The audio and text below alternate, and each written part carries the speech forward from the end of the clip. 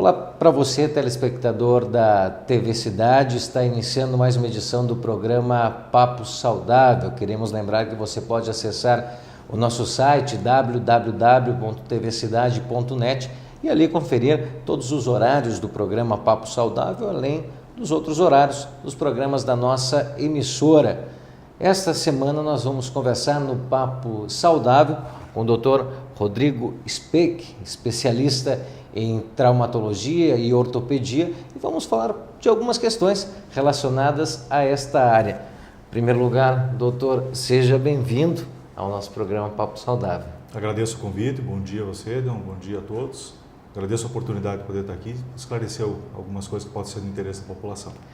Na verdade, com certeza, tem muitas dúvidas da população com problemas relacionados a essa área. Eu acho que nós poderíamos começar esse bate-papo, essa conversa, justamente falando sobre as dores na coluna, dor nas costas. Inclusive, este foi um assunto sugerido por alguns telespectadores, e esse é o momento de nós também levarmos até eles essas informações.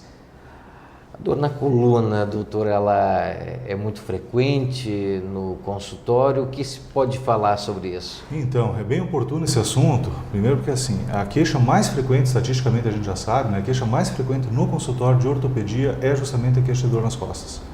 Então é corrente no meio dizer que quem ainda não teve dor nas costas, um dia vai acabar sentindo em algum momento da vida uma queixa de dor nas costas.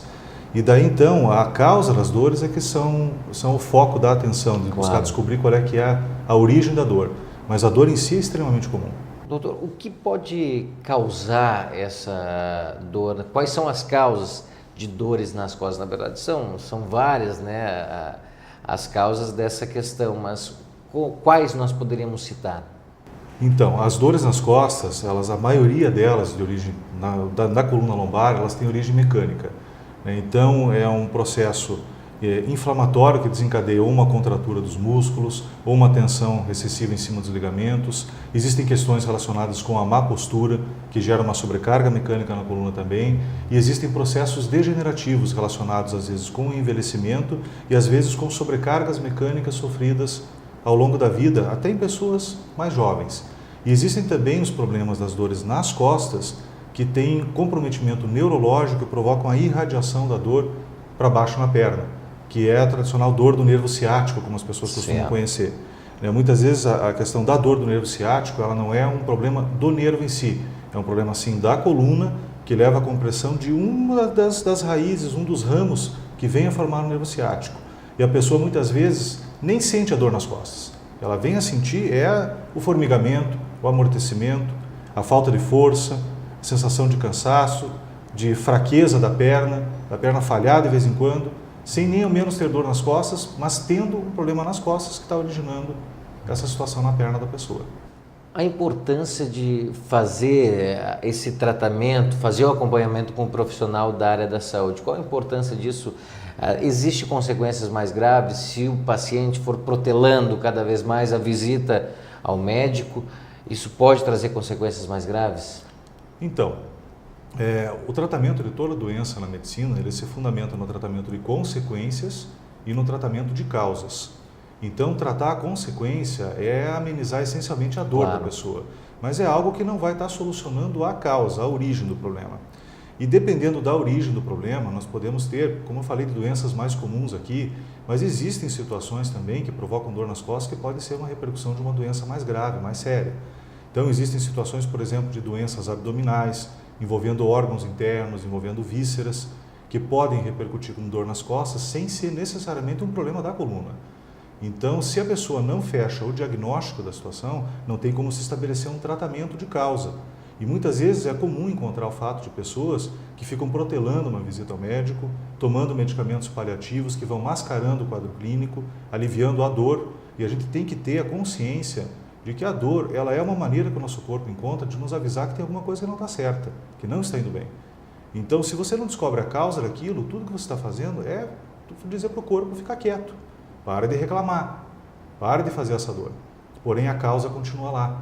E às vezes é uma doença mais séria que acaba depois tendo um tratamento mais complicado, mais difícil, ou às vezes até tendo uma coisa que não tem mais solução para a pessoa. Doutor, eu acho que é até importante nós falarmos ao nosso telespectador, nós estamos num período de início de aulas e muitas vezes a mídia trata, em algumas reportagens, a questão do peso da mochila das crianças. Esse pode ser um grande vilão, esse excesso de peso. O que se pode falar para essa mãe, para esse pai, com relação a esses cuidados? Essa questão do peso nas mochilas, né, existe uma orientação da Organização Mundial de Saúde que o peso não ultrapasse 10% do peso da criança. Tá? E a gente vê hoje uma tendência muito grande, né, com a diversificação das matérias dentro da aula e a quantidade de livros que as crianças têm que levar para a escola, uma tendência de se ganhar cada vez mais peso dentro das mochilas. E dentro dessa situação das mochilas, né, o ideal é que aconteça o quê?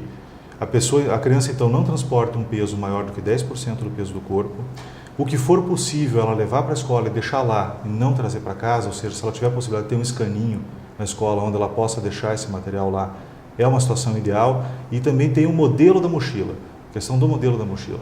As mochilas de carregar na mão, então, elas não são adequadas porque elas concentram o peso de um lado ou outro do corpo e isso tende a provocar uma sobrecarga daquele lado onde está sendo carregado em cima da coluna lombar.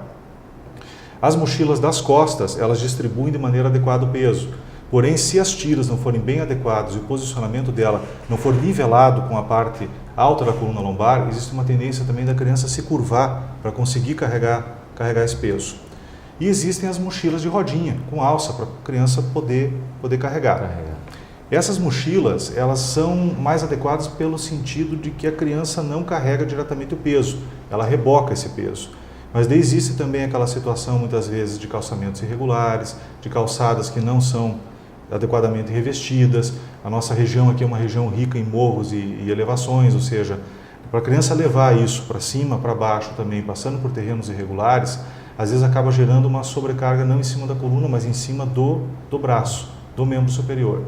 E aquelas mochilas que se colocam atravessadas, como se fossem pastas, elas tendem a concentrar a carga de um lado e gerar o esforço do outro. Também não são as ideais. Então as melhores mochilas, elas ainda são as mochilas das costas, buscando levar a menor quantidade de peso possível dentro do limite de 10% do peso da criança, que é preconizado pela Organização Mundial de Saúde, e niveladas com a coluna lombar alta. Agora nós falamos sobre o peso das mochilas, trocando um pouco esse cenário, por exemplo, mesmo falando sobre peso, mas no peso do cidadão. A obesidade, o excesso de peso também pode ser um vilão com relação a problema de coluna, problema nas costas? Então, a obesidade é o grande vilão do século XXI da saúde das pessoas, né? O acesso à alimentação ficou cada vez mais fácil, a tendência das pessoas é acabar, por falta de tempo, muitas vezes de dedicação para o exercício, acabar retendo calorias e engordando mesmo. E o nosso corpo ele foi projetado para carregar uma determinada quantidade de peso, que é o peso ideal da pessoa dentro de uma proporção de altura da pessoa, sexo e a massa óssea que ela tem. Qualquer gordura a mais que você carrega, ela vai levar uma sobrecarga. Claro, aonde que vai ocorrer essa sobrecarga? A sobrecarga vai ocorrer principalmente nas articulações dos membros inferiores, tornozelos, joelhos principalmente, articulações do quadril. E claro, a própria coluna, ela vai sofrer pela tração da barriga, no caso, se for um grande aumento de volume abdominal, ela vai sofrer uma tração para frente, o que vai resultar num aumento da curvatura da coluna lombar, que associado ao próprio peso que essa coluna está suportando, pode levar a um processo degenerativo precoce da coluna lombar. Ou seja, a pessoa está sujeita a sofrer uma artrose, uma doença discal degenerativa, uma inflamação das facetas articulares e, às vezes, até uma ruptura de um disco provocando uma herniação. Ok. Você está acompanhando aqui na TV Cidade o programa Papo Saudável, hoje conversando com o Dr. Rodrigo Speck. Nós vamos a um breve intervalo, voltamos em seguida.